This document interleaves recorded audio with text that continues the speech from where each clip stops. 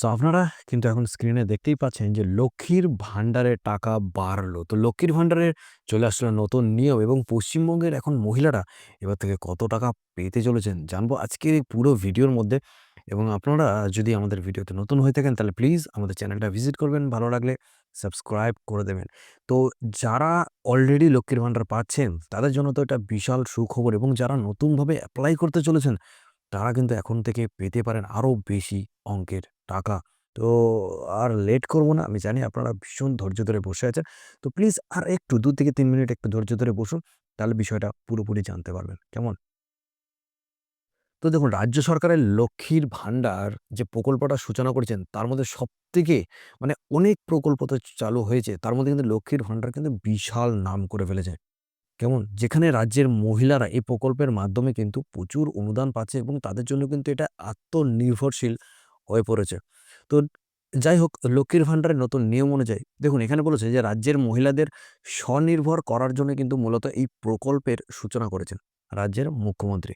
তো এই প্রকল্পের মাধ্যমে যে অনুদান দেওয়া হয়, সেই অনুদানের পরিমাণ যদিও অনেকটাই কম কিন্তু তবে গ্রামীণ ও দরিদ্র মহিলাদের জন্য এই পরিমাণটা কিন্তু মাসিক খরচের অনেকটাই পূরণ করতে সাহায্য করে। তো অনেক মহিলা প্রত্যেক মাসে মাসিক অনুদানের টাকা জমিয়ে অনেকে ছোট, ছোট ব্যবসাও করছেন।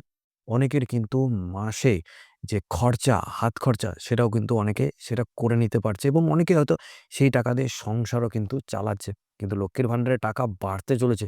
সেটা কবে? তো আগে আমরা একটু পুরনোটা দেখে নিই। তো ২০২১ সালে যখন বিধানসভা নির্বাচন হয় তখন সময়তে কিন্তু মমতা ব্যানার্জির যে রাজ্যের মহিলাদের জন্য একটা আত্মনির্ভরতার পথ খুলে দিয়েছিলেন। যার প্রভাব এখনো কিন্তু সুদূরপ্রসারী। তো যদিও এই প্রকল্পের সূচনা ১ম থেকে জেনারেল ক্যাটেগরি মহিলাদের জন্য মাত্র ৳৫০০ অনুদান দেওয়া হতো এবং তপশিলি ক্যাটেগরিদের মহিলাদের জন্য ৳১,০০০ অনুদান কিন্তু দেওয়া হতো।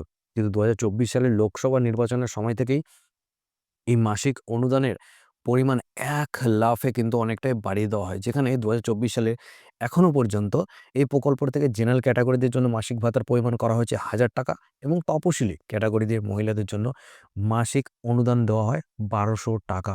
কিন্তু আপনাদের জন্য কিন্তু আরো খুশির খবর আসতে চলেছে। শোনা যাচ্ছে আগামী ফেব্রুয়ারি মাসে যে আমাদের পশ্চিমবঙ্গের বাজেট ঘোষণা হতে চলেছে বিধানসভা নির্বাচনের সময় থেকে বাড়তে চলেছে এই প্রকল্পের মাসিক অনুদান। যেখানে লক্ষ্মীর ভান্ডার প্রকল্পের জেনারেল গ্রাহকরা ৳১৫০০ করে এবং তপশিলি ক্যাটেগরির মহিলারা ৳২,০০০ করে কিন্তু মাসিক অনুদান পাবেন। এমনটাই কিন্তু একটা নিউজ মার্কেটে ঘুরছে। তবে এই নিউজটা কিন্তু এখনো কনফার্ম নয়। তবে এই খবরটা শোনার পর যে আপনার মাথায় সবার আগে যে কোয়েশ্চেনটা আসবে যে লক্ষ্মীর ভান্ডার প্রকল্পের টাকা কি আদৌ বাড়বে তো? তো যদিও এ ব্যাপারে এখনো পর্যন্ত কোনো সরকারি বিজ্ঞপ্তি কিন্তু কোনো প্রকাশ হয়নি। তবে রাজনৈতিক মহলে জল্পনা চলছে যে গত বছর যেরকম লোকসভা নির্বাচনে অনুদান পরিমাণ বাড়ানো হয়েছিল, অনুরূপভাবে বিধানসভা নির্বাচনের সময়ও অনুদানের পরিমাণ কিন্তু বাড়ানো হতে পারে। তো রাজনৈতিক মহলের তৃণমূল কংগ্রেস জয়লাভের মুখ্য কারণ হিসেবে কিন্তু লক্ষ্মীর ভান্ডার যে প্রকল্পটা, এটা কিন্তু অনেকটাই একটা কার্যকরী ভূমিকা কিন্তু নিয়ে থাকে। তাই লক্ষ্মীর ভান্ডার উপভোক্তাদের মাসিক অনুদান বাড়তে পারে এমনটাই মনে করা হচ্ছে। তবে টাকার পরিমাণ কিন্তু এখনো বাড়েনি। তো বাংলার মা-বোনের আগেই কিন্তু মতোই কিন্তু টাকা পাচ্ছেন। তো যখন নতুন ঘোষণা হবে, নতুন প্রকল্পের ঘোষণা হবে, তো অবশ্যই আপনারা জানতে পারবেন। তবে এমনটাই নিউজ কিন্তু বাজারে ছড়াচ্ছে।